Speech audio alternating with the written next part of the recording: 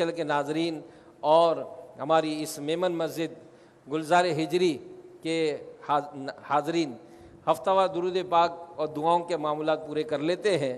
بزرگوں نے فرمایا کہ جو شخص ہر شب جمعہ یعنی جمعہ و جمعرات کی درمیانی رات اس درود پاک کو پابندی سے ایک مرتبہ پڑھے، موت کے وقت سرکار مدینہ صلی اللہ علیہ وآلہ وسلم کی زیارت کرے گا، قبر میں داخل ہوتے وقت بھی، اور یہاں تک وہ دیکھے گا کہ میٹھے میٹھے آقا صلی اللہ علیہ وآلہ وسلم اسے قبر میں اپنے رحمت بھرے ہاتھوں سے اتار رہے ہیں۔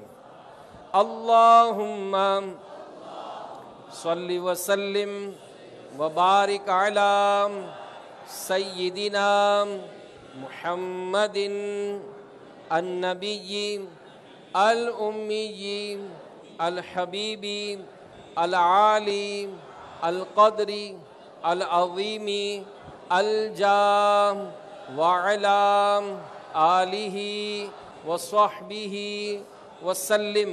حضرت انس رضی اللہ عنہ سے روایت ہے، تاجدار مدینہ صلی اللہ علیہ وآلہ وسلم نے فرمایا، جو شخص یہ درود پاک پڑھے، اگر کھڑا تھا تو بیٹھنے سے پہلے اور بیٹھا تھا تو کھڑے ہونے سے پہلے اس کے گناہ معاف کر دیے جائیں گے۔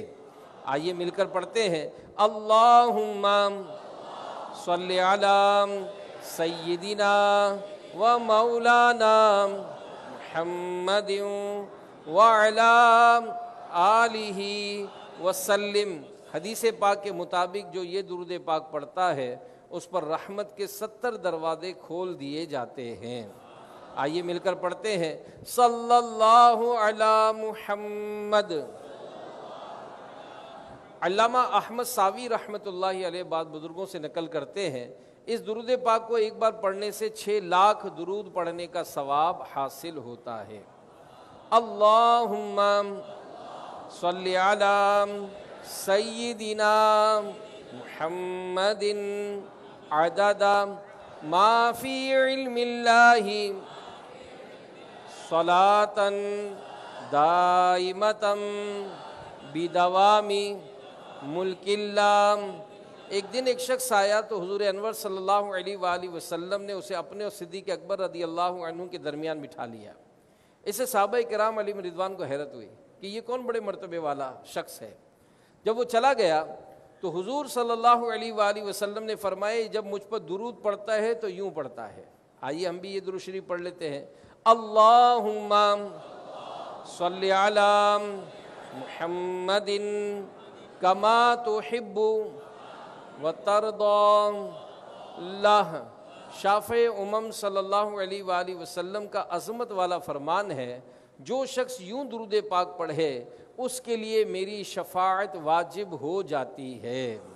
اللہم صلی علی محمد وانزلہ المقعد المقرب عندک یوم القیامہ۔